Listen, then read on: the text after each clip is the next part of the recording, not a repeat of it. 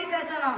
இந்த பக்கம் பேசுறது அந்த பக்கம் தெரியக்கூடாது, அந்த பக்கம் பேசுறது இந்த பக்கம் தெரியக்கூடாது, ரெண்டு பக்கம் பேசுறது மூணாவது ஆளுக்கு தெரியக்கூடாது. அதுக்கு பேர் கிடையாது அரசியல். ஆமா, இங்க இருக்கிறத இவன்ட்ட கேட்டுட்டு போய் அவன்கிட்ட சொல்லிடணும். அதத்தான் நான் சொல்றேன். அவன் அப்படி நீ சொன்னா நீ பார்த்து சூதானமா இருந்துக்கோ. ஆமா, அவன் அதுக்கு ஒண்ணு சொல்லுவான் பாரு, அதை கேட்டு வந்து இங்க சொல்லிடணும். அதத்தான் நான் மறைவா சொன்னேன். ஆமா ஆமா, அது அப்படி பண்ணாதான் அதுக்கு பேரு அரசியல். அரசியல் அப்படிதானே? அப்படியே தான் கடைசியில ஆமா ரெண்டு பேரையும் ஆமா பத்து பத்திரணும். ஆனால் ஆமா என்ன வார்த்தா வார்த்தா நீ பிறந்த காரணம் தெரியணும்னா கைலாசம் போ.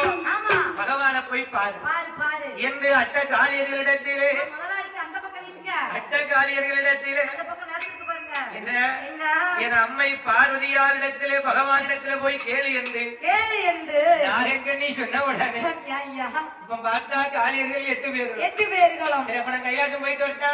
கைலாசத்துக்கு நான் வரலையா? அம்மா என்ன நீங்க போயிட்டு வாங்க. முத்தாரம்மா சொல்லுதான் நான் போய் பகவானை போய் பார்த்துட்டு வாரு என்று சொல்லி காளியர்கள் சொன்ன உடனே சொன்ன உடனே நாயக்கன் நீ சரி என்று சம்மதிக்க